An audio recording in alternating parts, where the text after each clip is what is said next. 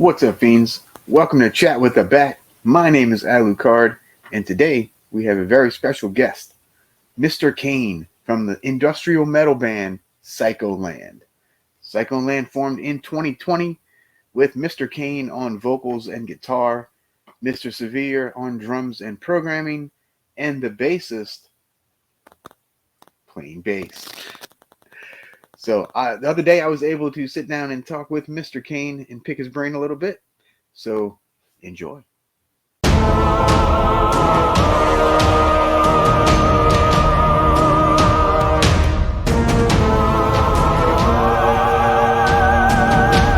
All right. So how are you, good sir? Thanks for coming on. Yeah, thank you for having me, man. I appreciate it. Doing good. Everything's Awesome. great in Psycholand so far. Beautiful. So you are actually my first guest that's not directly involved in the movie industry. So welcome. It's always good to expand. Hey, I like being a first, so it's all good. There you go. And I actually really dig your music. So there you go. Oh, thank you. Yeah. Thank you. We put a lot into that album. Actually, it took about 4 years to do all that. Okay. Yeah, we're definitely gonna get to that. Don't worry. So let's start at the beginning though. So When did you first pick up a guitar? Oh shit. See, I'm not really great at guitar. I play like or any kind of instrument, like, you know. Oh, well, I can go into a long conversation about that. As far as guitar goes, I can play like punk riffs and power chords and stuff like that, but beyond that, I'm not that great. I will never walk around saying I'm a great guitarist. I focus more of my energy on singing and all that. But as far as how it started, that would have to be when I was a little kid. I think I was about 5 or 6 years old, and my first instrument was a penny whistle. Okay. And I think I was a natural born performer because the moment I got it, and I would mess around with it and everything, I went outside and I went and stood by in front of the next door neighbor's house and started playing hot cross buns or whatever. Right. So after I was done with that, I moved to the next house and played that thing. Then I moved to the next house. And my mom was like, "Bryce, get back here!" You know, sorry, my name's Bryce. I go by Mr. Kain. But yeah, get back here! Stop bothering the neighbors and all that. So yeah, that was my first instrument for a little while. But I was always drawn to singing. Okay. I think I sang before I picked up that instrument. Because I was always singing like Kenny Rogers, The Gambler, and because this is back in the 70s and all that.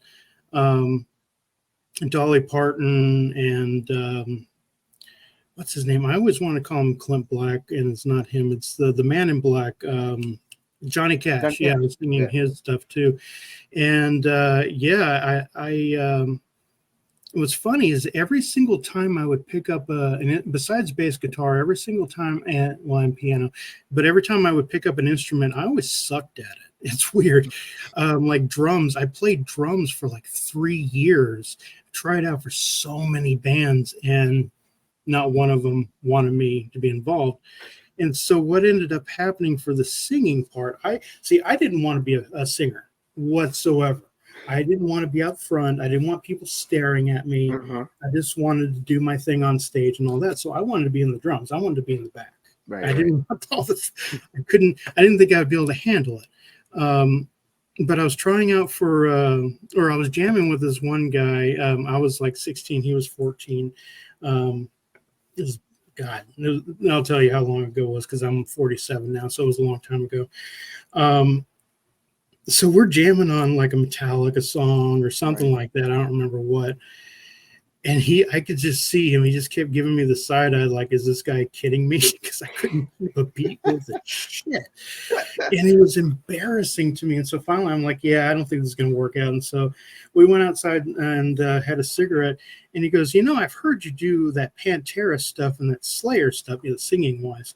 Why don't you come try out for my band? And he had this other kid going, and the thought to me scared the crap out of me.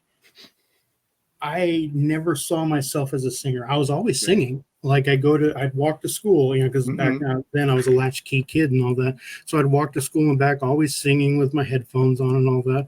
So I think it was always came kind of natural, but I didn't have a lot of the confidence for that. And so I had to think about it for a little while. And so I'm like, after a while, I'm like, fuck it, why not? I was like, yeah, hell with it. Well, let's just give it a shot. And I think that's kind of how I've always been in life, was if something intimidated me, but I knew that it would help or whatever, I just did it anyways. In fact, with singing, once I actually started pursuing that as a regular thing, I had a lot of people tell me that I sucked or that I looked weird when I sang or whatever, and which gave me a lot of self-confidence problems. And then after a while, I kind of got to a point where I was like, fuck it, who cares? They don't like me. Who gives a shit? I'm just going to keep doing it anyways because I like it. And eventually I'll either get somewhere that I'm someplace where I'm good, or I won't, but I'll keep doing it anyways because I like doing it. And so eventually we got to a point with Psycholand where I now like my voice, but just barely.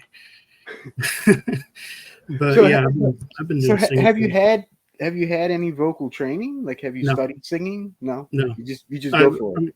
No, yeah. Well, I got a lot of YouTube tutorials.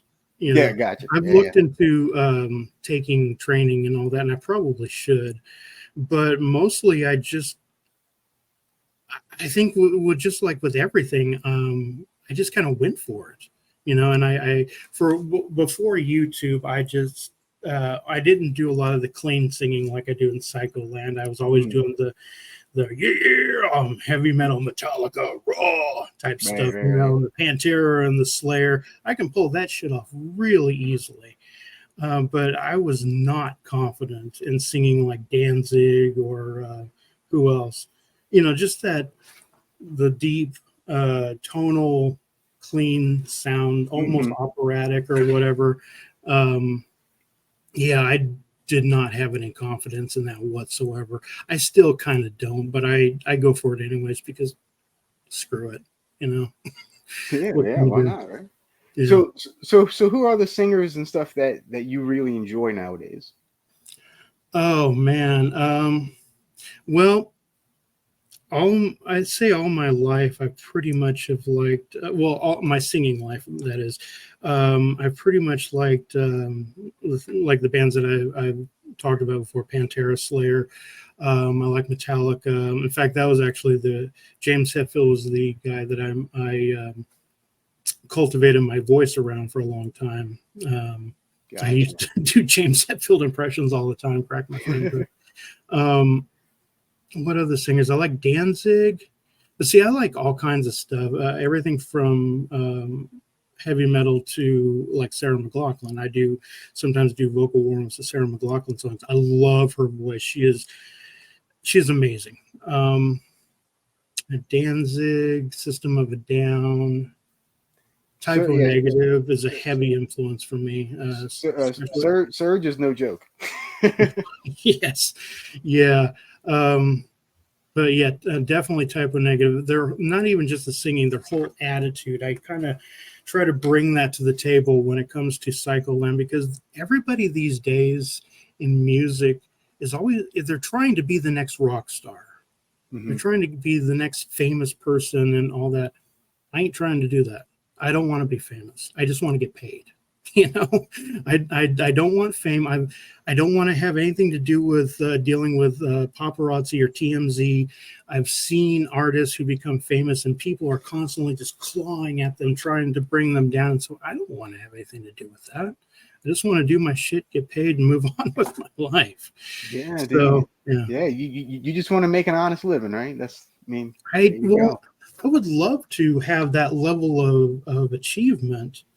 But what comes with that achievement, I don't want to have anything to do with that. Even if I didn't have the whole fame thing with people trying to tear you down, once you start making it somewhere like, let's say, Hollywood or whatever, you start getting surrounded by sycophants, people wanting money and sucking up to you. I don't want to have anything to do with that.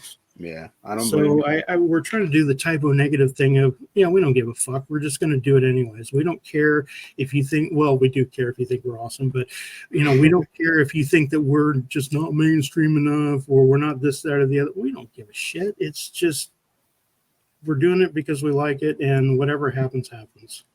Hey, beautifully said. I love it. So you formed Psycholand in 2020 with two like-minded individuals. So how did you guys get together to form the band? It was mostly me and Mr. Severe. We'd been friends. God damn, we've been friends for a long time, since like 2013, 2014. So almost 10 years now, or 10 years, I guess. And I was in another band called A Fallen Mind, and we were on our third album. We were doing okay, but no, we'd been doing that for like 10 years, and we have surpassed everything with Psycholand that I tried to do with A Fallen Mind. It's amazing to me. But we just put out a third album, and I was ready to take a break. I was really burnt out, and Mr. Severe approached me because I had another friend named Kain who was a film director down in Australia, and they were friends. And he had said that he liked some of the music, but he was very intimidated about coming to talk to me. And Kane's like, dude, go talk to him. He's cool. He's laid back. Yeah. And so he came to talk to me, and he asked if he could remix some of our songs, and I almost said no. I'm still so glad that I didn't. I was about to say everything would have been completely different. Yeah, none of this stuff would have happened. And so I spent like a day or two thinking about it, and I thought, okay, maybe we can just put out some remix stuff or whatever. And I see, when it comes to remixes, you basically got to send the bits and pieces and everything of the song to somebody else and you trust them with whatever they're going to do. And I don't trust a lot of people when it comes to that, because we get this thing as how we want it, and it's difficult for me. But I was like, yeah, screw it. So he went off, he did this thing. He was like, how do you want me to do this? I'm like, no, you do it your way. I want to see how you do it. Right. And what he sent back to me was fucking amazing. I can't describe what it was. Just brilliant. And I sat there listening to it going, okay, I see something here. And so I sent him a few more, and he came back with the remixes. And I just thought to myself, dude, if you pass up the opportunity to work with this guy, you're going to regret it the rest of your life. And I felt it to the bone, and I never felt this way before when it came to working with musicians, because I hate working with most musicians. It's weird, but I do. I don't like the drama or the diva attitudes and shit. Yeah. But I got with him, and we just started talking about this, that, and the other, and we became friends, and it kind of blossomed from there.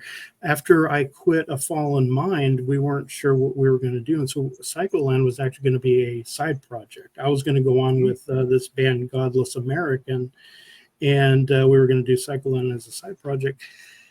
And it didn't go anywhere for a little while, collaboration-wise and all that.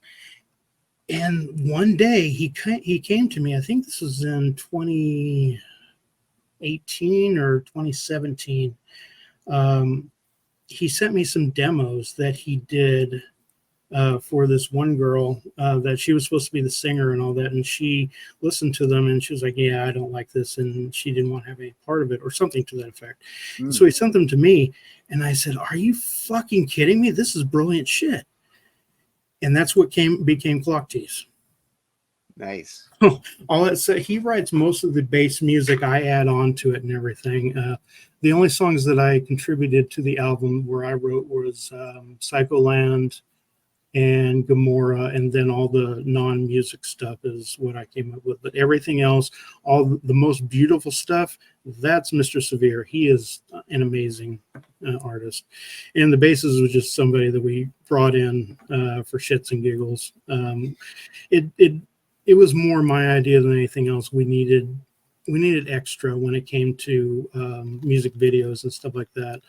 So we threw that whole thing and that person into the mix, and then they contributed on the album and all that stuff. But the bass is kind of a last minute addition more than anything else. The Psycholand pretty much revolves around me and Mr. Severe. Gotcha. So how did you get the name Psycholand? It was the name of the song first. We actually were going to be called, I'm so glad we changed the name. We were going to be called Jackhammer Mary, which was a joke based on, I don't think it's around anymore, but they used to have this website called Divine Interventions. And if you're not familiar, they basically sold a bunch of dildos in the shape of deities. Like they had, they had some really messed up ones. They had the Satan one, a Jesus one, Jackhammer Jesus one, a baby Jesus butt plug, which is weird. No, they're Judas, a Mary. There was all kinds. Anyways, so we were brainstorming, and I was like, why don't we just call ourselves Jackhammer Jesus or something? And then I flashed back onto the whole green jelly thing where they got sued. Oh, yeah. And I didn't want that to happen.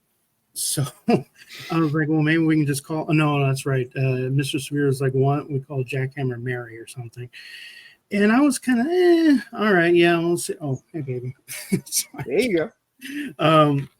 Yeah, I was like, I wasn't really sure about it, but that lasted for about a month or two. And I mostly wanted to get rid of it. Well, besides the fact that I didn't think anybody would get the joke. I mostly got rid of it because I couldn't come up with any decent logos for it. And so we went back to the drawing board, and I couldn't think of anything. He couldn't think of anything. And I kept looking at the lineup for the Clock Tease album, and my eyes kept going to Psycholand. It's like, that is such a because Psycholand is my nickname. I know other people have used it out and about other places. There's anytime you go to a social media place, you're almost always going to find a Psycholand somewhere, and it's not us. We are under We Are Psycholand because of all of that. But I kept getting drawn to it. Psycholand is my nickname that I gave to Facebook, and then eventually to all social media. It's just, to me, social media is mob rule. The mob is in charge, whoever the dominant mob is of that particular time. And if you disagree with it or whatever, then people will shit on you, try to cancel you, destroy, whatever. And it felt very psychotic to me, the way people were acting. And so anytime I was talking about it, I was like, heading on to Psycholand again or whatever. And so I wrote, actually, the song is about all the madness on social media. I'm not taking a swipe at just one side. I'm taking a swipe at everyone, saying, y'all are all fucking crazy to me. You need to calm your shit down a little bit. So I just kept getting drawn back to that, and I'm like, that would be a badass band name. And so I went out and I looked to make sure it wasn't like there was an artist on Spotify or whatever, but nobody had the name, which surprised the shit out of me. Yeah. And so I went and grabbed it up, and I'm like, yeah, we're going to do that one instead. And I'm so glad, because I don't think anybody would have. I've had people say that they've listened to our stuff just because of the band name, which makes me thankful that I changed it, because I don't think anybody would have listened to Jackhammer Mary. And I told Mr. Severe, I'm like, the problem with it, I think, is they're going to listen to it and go, where the hell is Mary? Why is it right? Who the hell is she? Why is this a bunch of guys? And so it seemed more right to go with Psycholand. And again, I'm so glad that I did. Yeah. Oh man, that's actually a pretty cool little story. So both you guys actually suffer from mental health situations, right? So I assume that the band is sort of cathartic for you guys. Oh well, I don't know for Mr. Severe. I think you, I know he can't speak for him. Yeah, he's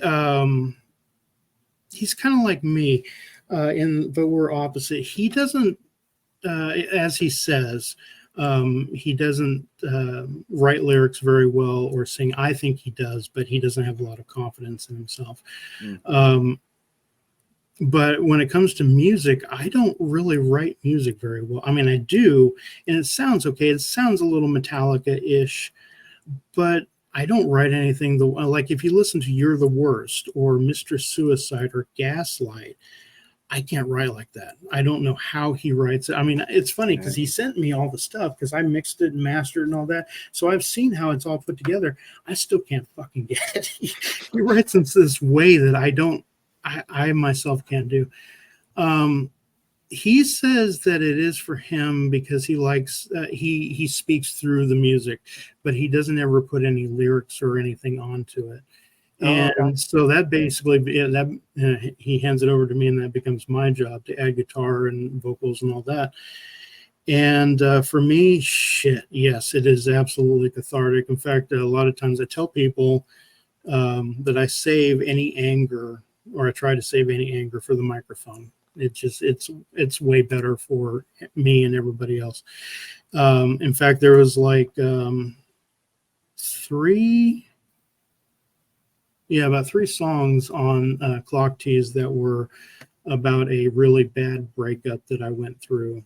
I'm not going to go into the details, but anyone who's ever heard about it is like, holy shit. And so I needed something to get a lot of that out. And we just started working on that album as I was going through a divorce. And I really needed something to get it. So the songs are You're the Worst, Gaslight, and Mr. Suicide. And each song is about a different part of what I went through. Like You're the Worst was my imagining of how things would be after the breakup. Gaslight was basically realizing that I was being bullshitted and lied to and cheated on and so on. And then Mr. Suicide was about, I write it in very general terms, but it's about my decision on having to leave because, there was a lot going on. I won't go into the nuts and bolts of it, but I felt very stuck and I wanted to kill myself. And I knew that wasn't the right thing to do for a myriad of reasons. So I left, and it devastated me for quite a long time. So I wrote the lyrics for Mr. Suicide and got it all out. But see, that's the thing. I don't know how other artists are about this, but after I get it out, like I sing it and everything, and it's all laid out, and I can mix it in, it still doesn't feel 100% cathartic. I think the catharsis for me would be once it's out there and people are listening to it. And I was going to say, and complimenting it too, but I don't know if it even goes that far because I do it more for myself than anything else, but it does make me feel good. But I don't know if it's 100% because I always have those residual feelings left over that I have to get past, and which therapy is great for that. So your music is actually, it's fairly intricate and it's layered like sonically and lyrically. So how long does it typically take you guys to come up with songs? Dude, Mr. Severe can come up with something like that. I mean, I don't know how I don't know how he does it. I mean, for me, whenever I write a song, it takes me 6 months to a year to perfect something. I'm very picky, and I take a long time doing this stuff. So usually for him, it's like he can come up with something within days. Then he hands it off to me, and then that's when the long process starts because I take my time writing lyrics, and I rewrite and rewrite and rewrite until something in my head goes, okay, that's it right there. That's it. There's nothing else. That's it right there. And it usually takes me a couple months to do that. Then it takes me a little bit to practice. Then I record in my closet over here. And then it takes me a little time. So I'd say in order to do one song, 6 months to 8 months, maybe, depending on how good I want it. Because if I were just to throw something together quickly, I can do that, but it'll sound like shit. So, I'd try to... Right. And you want to put out quality stuff. So yeah. Well, with my last band, Follow Mind, didn't do that. I rushed everything. I didn't know what I was doing when it came to recording. If you guys ever listen to that stuff, I offer my deepest apologies. It's not good compared to what I'm doing now. But it was, I'd say it was my road to getting where I'm at now. It's kind of like, okay, it sounds a little egotistical to say this. I don't feel this way exactly, but it's kind of like the Misfits compared to Danzig. Well, not Danzig now, because his voice is, I don't know what the fuck's going on with his voice. But the Danzig of like 1 and 2 and 3 and 4, Yeah. you know. Mm-hmm. Yeah, classic Danzig, yeah. Far superior recording quality compared to the old Misfits. So I'd say it's kind of like that. Gotcha. And I also like that you guys experiment with like these ambient sounds. And... Oh yeah, you said earlier about the layers and stuff. Yeah, again, I don't know how he does it, but he likes to do, as he put it, he likes the wall of sound noise. He's very, very into 9 Inch Nails, and so a lot of the music sounds very similar. In fact, there's been a couple times he's written a few songs that I've listened to. Like there's one, I don't remember which song it was, but there was one I was listening to and I'm like, oh, this sounds a lot like Closer. So I had to go back and take out a few of the drum parts that sounded very similar. It was like, you know, and it sounds so close. I'm like, oh shit, we're gonna get sued over this one. Change this around a little bit. So yeah, he's very into 9 Inch Nails and Downward Spiral. But I don't know. See, he's into that, but I'm more, well, as I said, you know, Metallica, Slayer, Pantera. Yeah, the more aggressive stuff. Yeah. Yeah, but I also like adding symphonic elements. I love adding flute and violin and piano and stuff like that.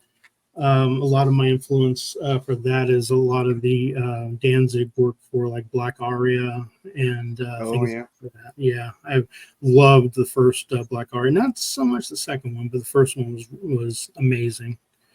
But yeah, we love layering it on. Sometimes I have to take out a few layers whenever he sends me stuff because it's just so much that comes with it. But yeah, it sounds amazing. It really does. I like the way it all works. And then, like I said, with the ambient stuff, and then you kind of go into like this kind of more chaotic sound later. It's really neat. I find it really interesting personally. I love that he can put together something that sounds ominous, but yet comforting. Sometimes he can put together something aggressive, but then it'll stop and it'll go melodic. I'm like, fuck, how do you do that? I don't hear that kind of stuff in my head. I hear guitar riffs in my head. That's how I write music. I write around a riff. He just, from what he says, he just starts putting a sound out, like a long layer of sound, and then he'll add things on top of it. And my brain doesn't work like that, so I don't know. But he is far better at this stuff than I am.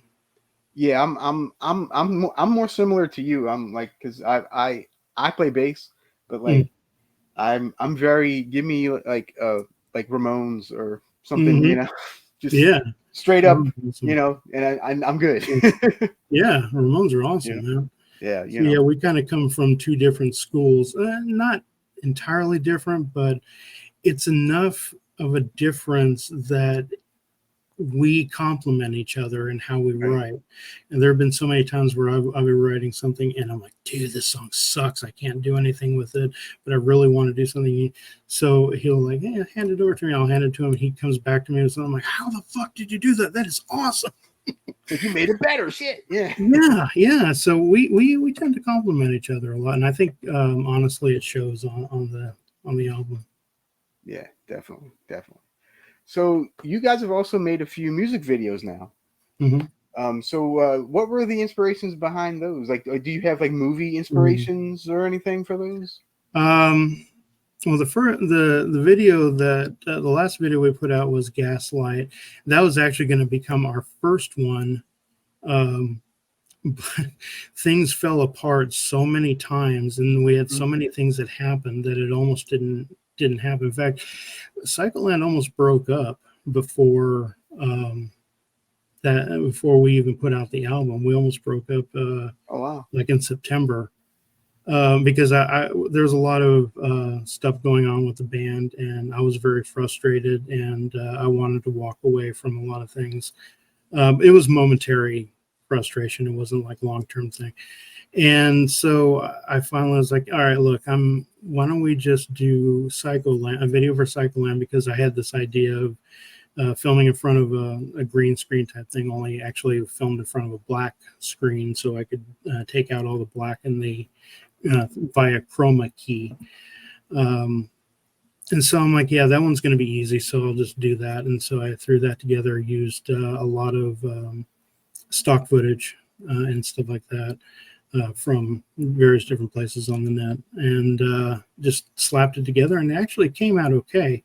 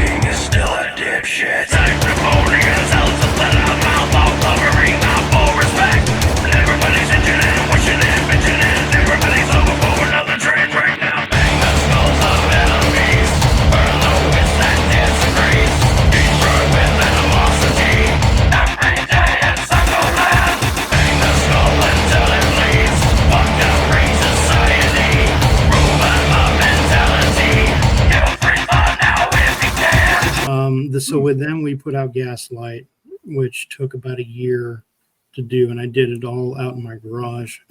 Oh wow. Yeah, that was a lot to put together, and in fact, I don't think that I'll be doing that again. The next video we're going to be doing, I'm looking to hire a videographer, because I was filming everything and stuff. So I'm looking to hire a videographer for the next one and rent out sets. For Gaslight, though, there was some movie inspiration. If you've ever seen the Broken movie by Trent Reznor and this other guy, Peter something, it was very controversial back in the 90s. I kind of remember that. Yeah. Yeah, it was like a snuff film, but it wasn't. And it was basically a fake snuff film. And so I kind of wanted to capture some of that because of the grittiness of the lyrical content. Well, plus it sounds kind of foreboding and everything. So I took some notes from that, but one of my favorite movies is Seven by David Fincher. And I took a lot of inspiration from that, especially, I mean, it doesn't really show, but I took a lot of the feel for the title credits, the intro title where he's making the book and all that stuff and sewing things together. Yeah, that the intro for Gaslight was heavily influenced by that movie and the Broken movie. I tried as much as I can to stay away from anything that looked kind of snuff related, because I didn't want anyone going, "What the fuck is that? Are you hurting?" Right.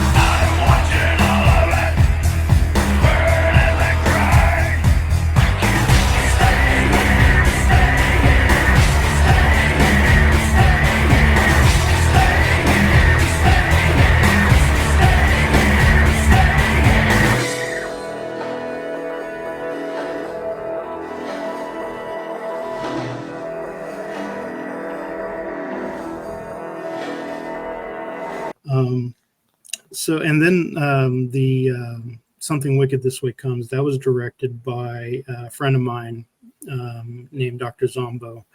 And he did a pretty good job. The only complaint I have about that video is my contribution to it, because this is back before I got the decent eye patch. And so it's like, and I did the recording really quick because I had another dog at the time and he was injured, and so I popped out to the garage real quick, recorded something real quick to add to the video, and sent it off, and so I can get back inside and all that.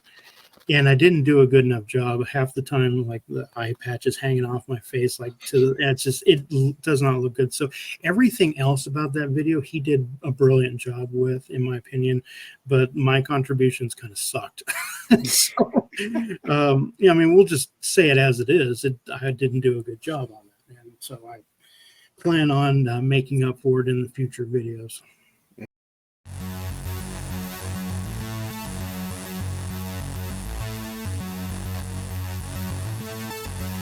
Let's get this party started.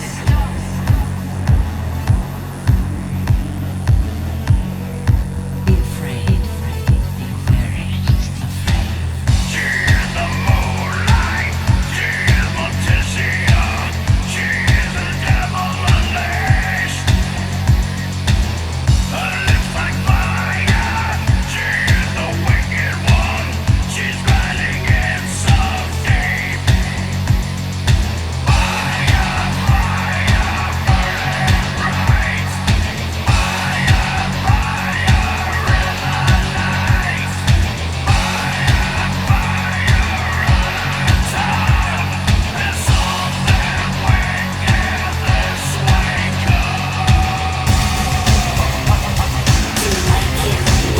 way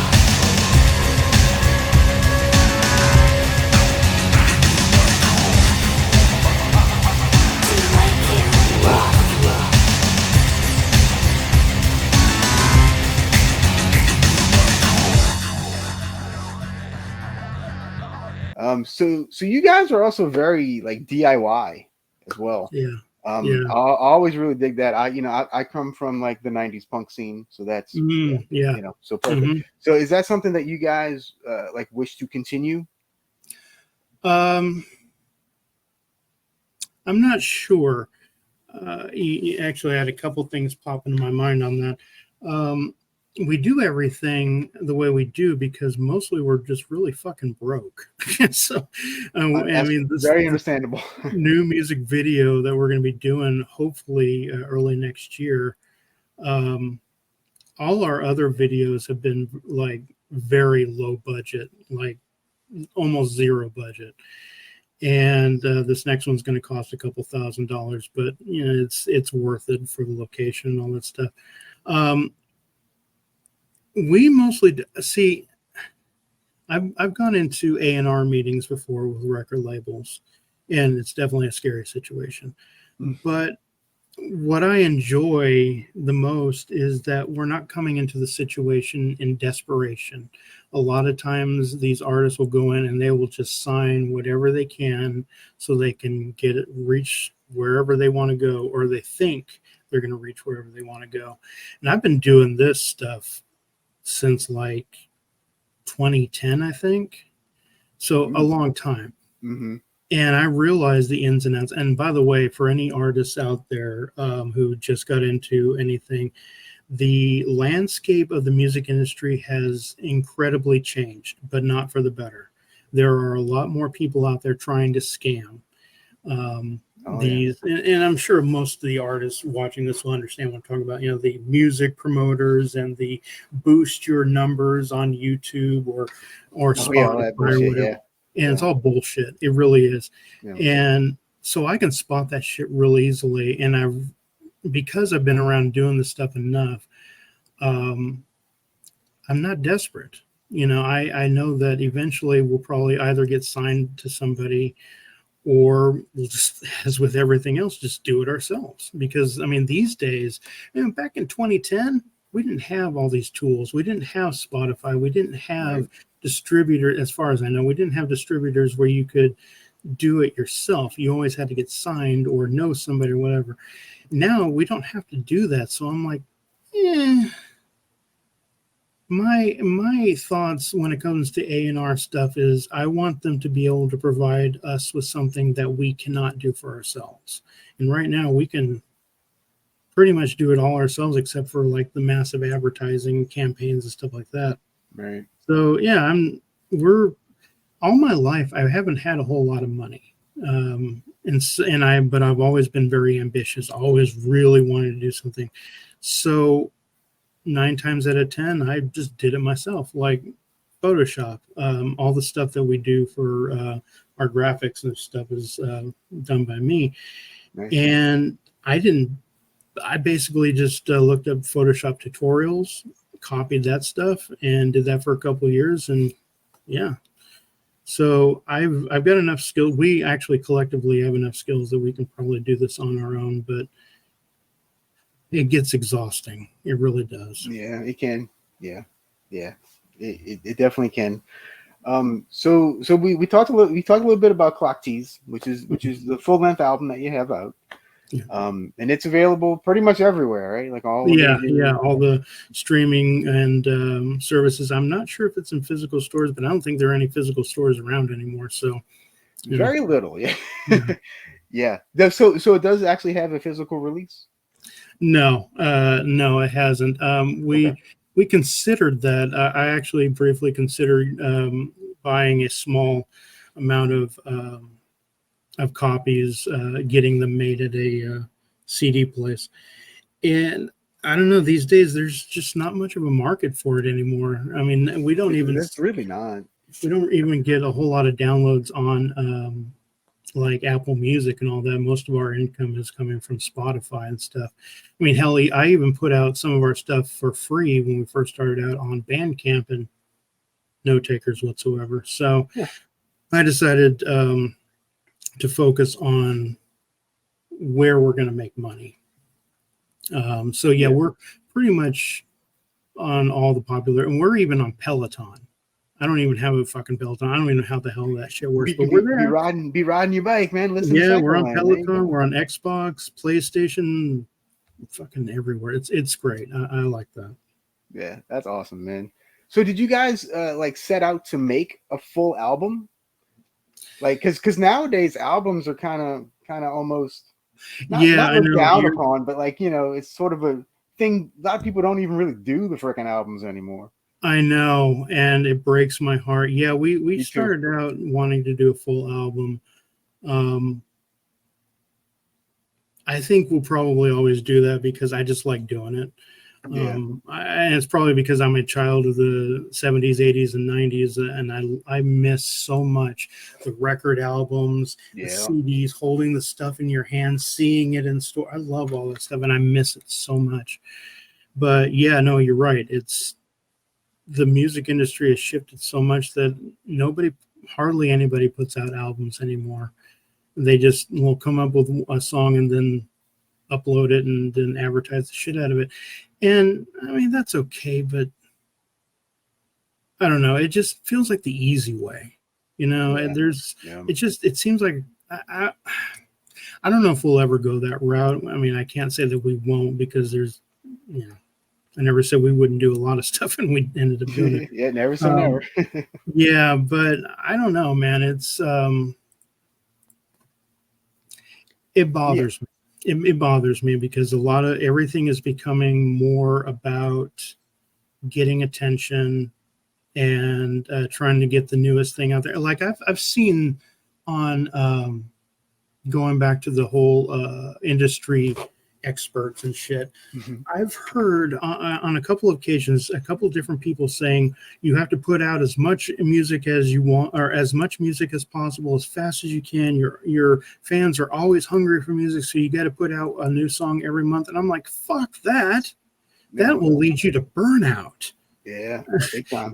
So that's the landscape of the music industry. You got people coming in who don't know anything about it, being snowed over by these people who pretend to be professionals, and they're not, because half the shit they say is bullshit. Yeah. And this whole landscape is just heartbreaking, and it's hard for me to not become bitter about it. But I try not to, because everything changes. Life is change. If you try to resist it, you'll probably just fall on your ass and just be crying all the time. You have to adapt. And so I try to adapt, but god damn, man, I'm getting old. I miss the old days. Oh, dude, I totally get you, man. But the good thing is that everything goes in a cycle. So eventually it'll go back. Eventually the whole nostalgia thing. Yeah, that's the hope. The whole nostalgia. Eventually, I think we will probably get to a point. I'm hoping actually that I'll just start having us put out not only CDs but vinyl as well. I've always wanted to have our stuff on vinyl, but that stuff is expensive. Indeed, to get that out. And you basically, and there's not a lot of people who listen to vinyl. I mean, there are actually way more than there used to be, but you have to have a special interest among the fans before that becomes a viable thing. Yeah, very, very true. Very true. So you guys actually you guys live worlds apart, right? Like you live in California and Mr. Severe lives in, I think, Australia, right? Yeah, Bases is in Texas. I'm in California, and Severe is in Australia. That's a wide. We didn't actually ever intend to become a live band. It's only been in the last couple of years that I've been dying, because I haven't played a show in like 2013, and that show sucked. So I've been dying to get back out there and play live shows, but I haven't recruited. I've been talking to Mr. Severe about that, and he's very camera shy. It's weird for a musician, but he doesn't even have a social media presence. He used to be on like Facebook and stuff, but he got away from that. I'm not so fortunate. But yeah, he and I talked about it for a while, and I think what we're going to do is probably have him continue to write the music, but I'm probably going to come up with a live act here sometime. Okay. Hopefully. That would be cool. Yeah. I would love for it to, because of the band name, I would love for it to be like a sideshow circus type deal. But I always have grandiose ideas for things, and usually I'll come up with this idea, and then I have to tailor it down according to my budget and stuff.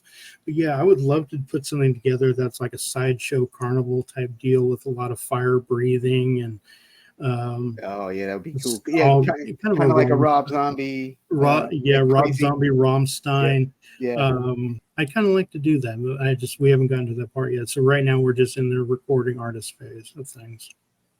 Right now, actually, we're slowly working on our next album, which is going to have a couple cover songs on it. One by Rammstein, possibly one by the Bloodhound Gang.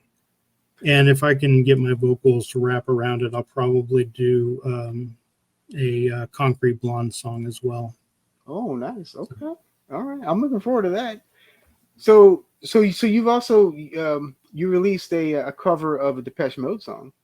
Yeah, that was actually the singer on that, Kat Hall. That was actually her idea. I've been talking to her for a little while, and she wanted me to come up with the music for that, because she's primarily a singer. She doesn't do she doesn't play instruments or anything like that. So, and this is right around when Black Lives Matter started really picking up, and George Floyd had just recently died and all that. And I felt like we needed to say something, and so it just kind of all came together. I was like, okay, well, maybe we can do People Are People. So I contacted Mr. Severe. I'm like, do you think you could put together a cover of this? And like within a day, he whipped it up. Do you do that? He's a musical wizard, man. Yeah, he's a wizard to me. But yeah, so he came up with it. Well, maybe it took 2 days. I can't remember. But basically, it was really fast. Yeah. And so I was like, oh, okay, cool. And so I added my parts, sent it over to her. She added her parts. I sent it back, and it all just kind of came together. It was pretty cool. I'm not a huge Depeche Mode fan. Don't get me wrong. I don't dislike them. I just haven't listened to them. I hadn't listened to them in a long time. I love David. What's his name? David Gahan. I Gahan, yeah. hope I didn't Mhm. butcher his name. Yeah. He has a phenomenal voice. I would love to be able to sing like him. But yeah, I didn't really listen to a lot of Depeche Mode, but it was fun doing that song. It really was. Especially the chorus. It was Yeah. amazing. That's cool. Oh, Yeah, yeah. We also had some jerk off try to steal that the album cover of that too recently. Really? Yeah. I'm not going to name the guy, but this guy who had a name similar to ours. Mhm. I don't know how he got a hold of it. Actually, I kind of do. He basically screenshot the album cover for People Are People, and then added his own words to it. Mhm. And his song was called Psycholand. And so he wanted to use that cover to represent his song. And I saw that and I said, oh, hell no. Man. So I had to contact a lawyer about it and all that stuff. But yeah, dude, these days you got to protect your shit or else somebody will come along and steal it. Doesn't matter if it's your album cover or song or whatever. People will constantly try to steal your stuff and it sucks. Yeah. People are people. There you go. Yes, exactly. There you go. So what's your kitty's name? This is Delilah. Okay. Hello, Delilah. Delilah. We have another one named Loco because when I first got him, he was a little crazy. He was real small, and most of my fur babies are. Come here. Oh, I'm sorry, sweetie. Yeah. Okay. Most of my babies have been rescues off the street and stuff, and when we got him, he was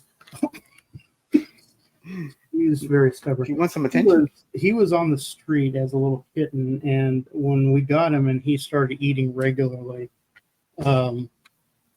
he was pooping paper. Ooh, He was like he had been eating paper on the street just to stay alive. I mean, that killed me. Damn. So yeah, he was a little bit nutso when we first got him, tearing around. So I was like, this cat is Loco, and so that became his name. And then I had a dog at the time, also named Ewok. He passed away last year. I still miss him.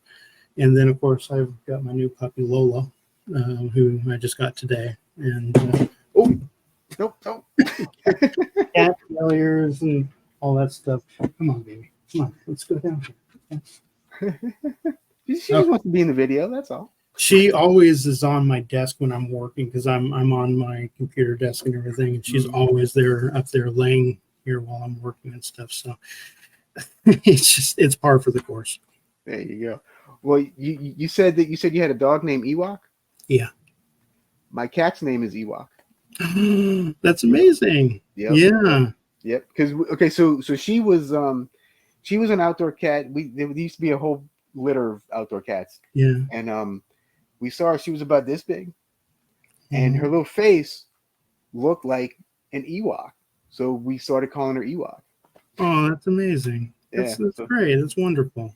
There you go. Yeah, when I first got Ewok, man, he was a little puffball, and he didn't exactly look like an Ewok, but I kept looking at him like the name Ewok just kept popping in my mind. I'm like, yeah, I think it kind of fits. Like it just works, and it totally works for like it's I don't know, like you say it and she pops her head and she looks like Little Wicket. You know?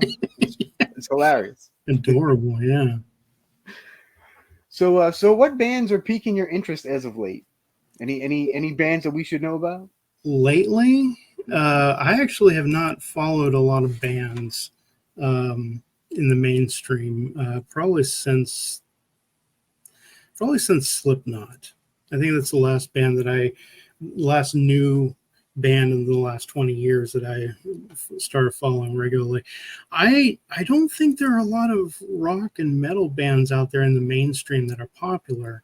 I know a lot of underground bands like, this isn't rock or heavy metal, but Cat Hall's band is called Dissonance. Really great stuff. If you ever go listen to her stuff. There's another friend of mine who has an artist project called Bow Ever Down.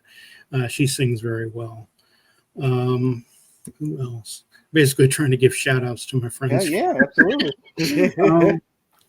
Those are the only ones I can think of off the top of my head. I'm sure a lot of my friends are going to kill me for saying that, but there are a lot of good bands out there. You just have to look and find them. I'm honestly, with the landscape these days, with as popular as like rap and R&B and pop music and all that, as popular as they are these days, and for the last several years, I'm really surprised that Psycholand is starting to take off in the way that it is, because I didn't think that we would have an audience for it.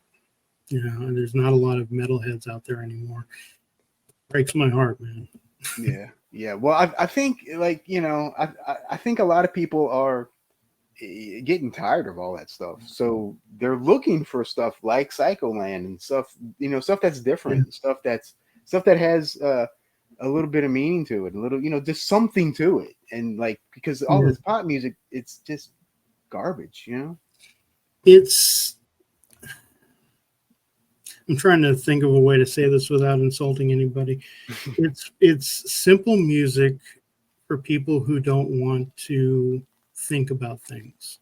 They just want to have their good time or their sad moment or whatever, and that's it. There's really no depth to it. And they're all written in 4/4.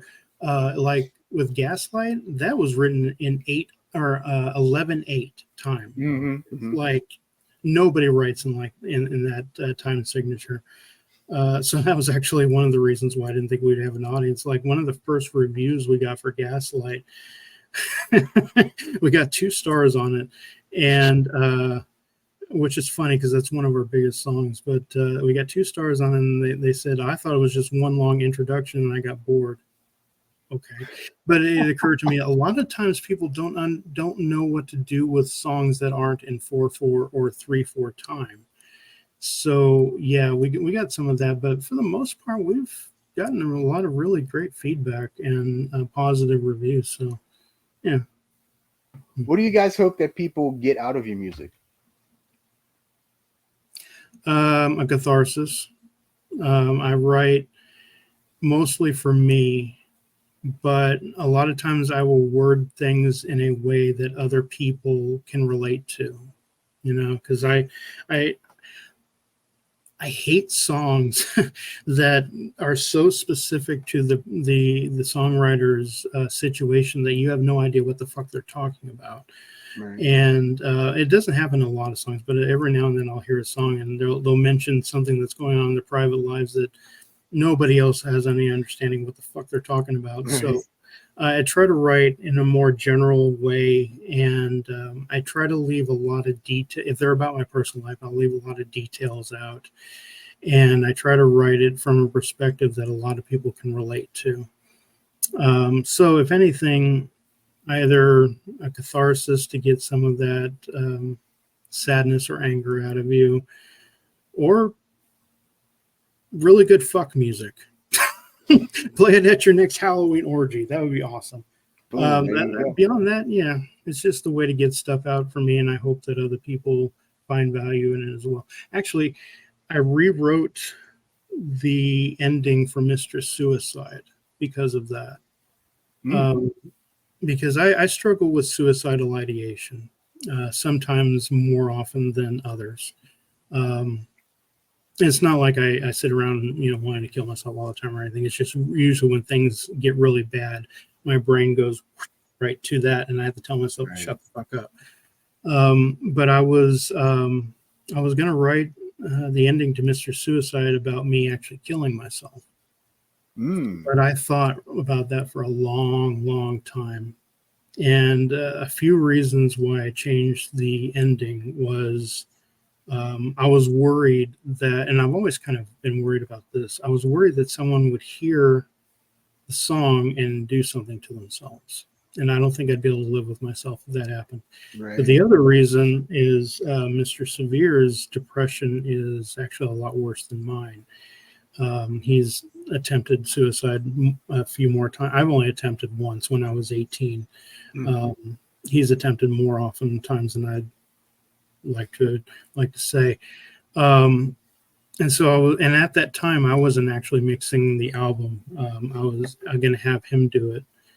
And so I was worried that I would record that song and it would influence him, you know, because when you mix a song, you're listening to it over and over until you want to throw up, and then you're listening to it more.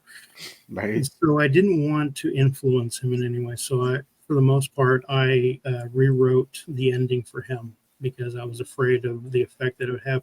And of course, like I just said, beyond that, I don't want anyone to hear our stuff and think to themselves, yeah, you're right, I should do it. No. Right, because, I mean, I'm here. I'm still here. I'm still alive. I wrote a song about suicide, but I haven't done it. It was just out. But sometimes people don't get that, you know? And so, yeah, so sometimes I will write things more generally, but again, most of the time I just write for myself, because if I don't, the song sucks. It just does. Right. If there's no inspiration inside me. I've tried writing songs where I didn't have a lot of inspiration, and it's just it doesn't cut it. Yeah, no, those end up being some of my worst songs, and yeah, there's. I mean, if you ever listen to Clock Tease and think, oh, wow, that's really good, there's a ton of songs that we did that sounded like shit before. We had like 20 songs, I think. And I just decided, okay, because he left me a lot of in charge of that. And so I'm like, you know what? Let's just pick the best ones and put them together on that and see what happens. And so that's what we end up doing. But a lot of our songs, man, when we first start out, yeah, a lot of them go either on the back burner or in the trash. Yeah, I understand. I totally understand that. Well, I'm glad you're still here, and I'm glad you guys are still here. Yeah. So me too. Yeah. Thank So you. So I want everybody to go check out Clock Tease. Go to Spotify. Go to all those places. Go to that website right there on the screen. Yes, please add us to a playlist. Please add us to a playlist. We really could use that. Any song, I don't care. Even if it's the Thanos taking a shit one, I don't care. Oh, I didn't talk about that, did I? Yeah, we got a track on Clock Tease. The title is reversed, so we don't get sued. Yeah. But if you reverse it, it's Thanos takes a shit. And all it is cosmic sounds with pooping. It was inspired by, what was that band? I think it was called Mr. Bungle. Oh, okay. And they had this one. My friends had introduced me to it around the time I was starting to get into the Misfits, and this was back in the 80s. And I didn't really get into Mr. Bungle that much, but they had this one track. I think it was Mr. Bungle. I'm pretty sure it was, where it's just him sitting on a toilet taking a shit. And, you know, my friends were laughing about it, and I was laughing too, but I thought, that is fucking brilliant. I had never, I mean, to me at the time, it was putting an album together. It was only music. That's it. You don't do anything else. Right. And I'm like, oh, that is fucking amazing. I mean, I didn't get into it so much. I was listening to it all the time, but the thought stuck in my head. That and the Ozzy Osbourne picture of him on the toilet. Sitting on the toilet. And so I wanted to fill out the album a little bit more. And so I just took all the space sounds that were in the background for Christmas on Uranus, and I slapped them together in one, and I slowed them down. And I made it into like an 8-minute track of someone with a deep, well, it was me, but I lowered my voice, just taking a shit. Because to me, it was funny, and it still is funny. The whole album is kind of a masterpiece. I'm not saying that with ego. It's just the way, again, I keep on going into this, but the way Mr. Severe writes is amazing to me. And so to me, it's almost like a masterpiece. And so I thought to myself, let's end this in a way no one would expect, because everything before that is so very serious and all that. Even the upbeat stuff, you know, Gomorrah, it's still a little serious. And so I thought to myself, what if we just had all these amazing songs, and then right at the end we have a song about someone taking a shit, and then another song about a Christmas song about anal sex. No one would expect that whatsoever, and I think it would be just amazing. So that's what we did. And it is pretty epic, because when you're listening to the whole thing and then you get to there, You're like, oh my god. Well, we actually we're going to have that track. What I wanted to do was kind of the old CD thing where he had the blank track at the end, right. and like a couple of them, and then the hidden song or whatever. Mhm. You can't really get away with that anymore. And so I thought, okay, well, I'll just put a track, because Mr. Severe wanted, for some reason, I don't remember why, he wanted the Christmas song to be like separated from everything else. I don't know why. So I was like, yeah, okay, that's cool. And so I came up with a couple of tracks. I came up with, the Thanos one, and then I came up with the #Men2 thing, which is supposed to be a very quiet track, and you're not really supposed to hear it easily unless you turn everything up. Mhm. And so it was meant to be these two tracks meant to be kind of filler and spacers for the final song. Gotcha. I'm not sure if I would do it again. Well, no, I guess I think I would, but I don't know. I think the next album will probably do more music than we will do just regular audio tracks. Yeah, I got you. All right, well, I like to end the show with a couple of rapid fire questions. Okay. So I just wanted to say the very first thing that comes to your mind, just say it. All right. All right. So, favorite album?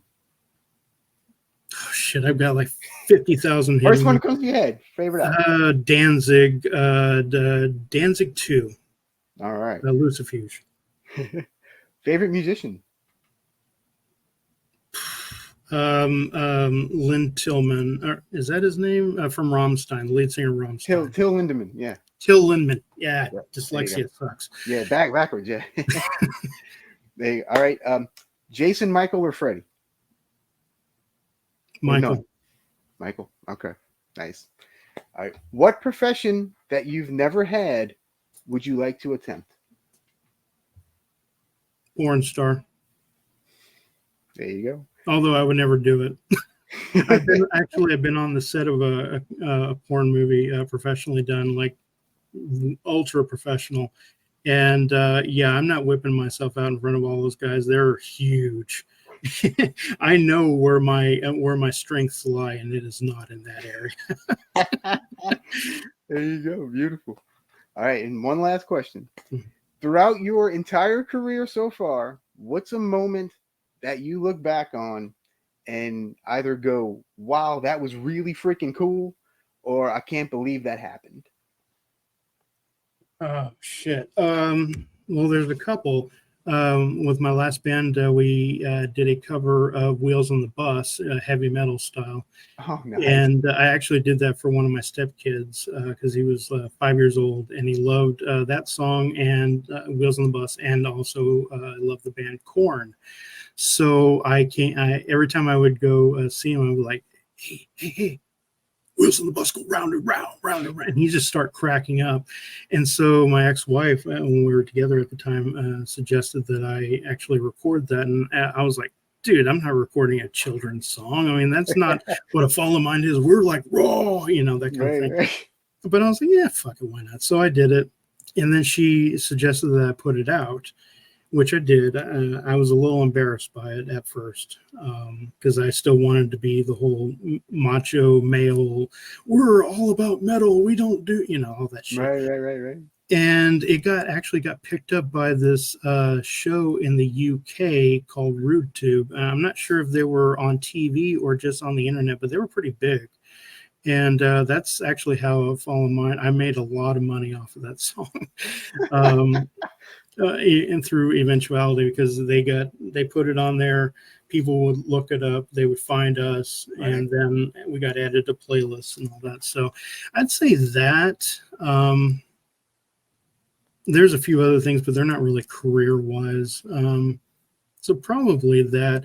But I have to say that now that Psycholand is going in full force like it is, I'm actually surprised at the amount of accolades that we're getting. And it isn't just from the average person. We've got, what's her name? God, this sounds like I'm bragging. I'm so sorry.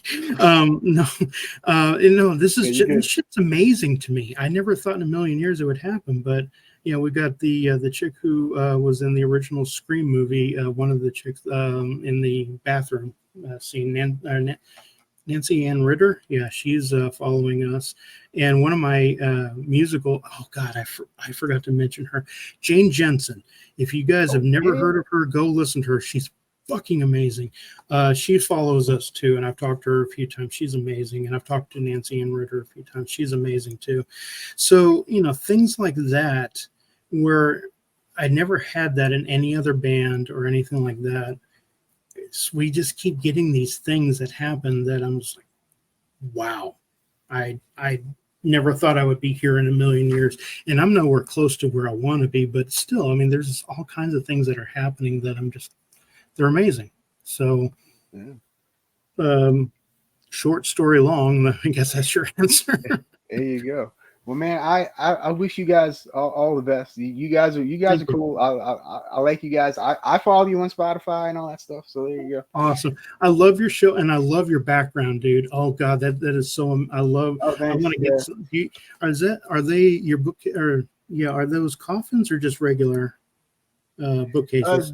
This one's sort of shaped like a coffin in the corner, sort of. Yeah. But yeah, it's just a corner bookshelf. Yeah. I love it. That's awesome. And you're giving me inspiration for me to buy more shit like that. That's cool. Yeah. There you go. All right. Well, check out Psycholand. I'll have all the links in the description box below.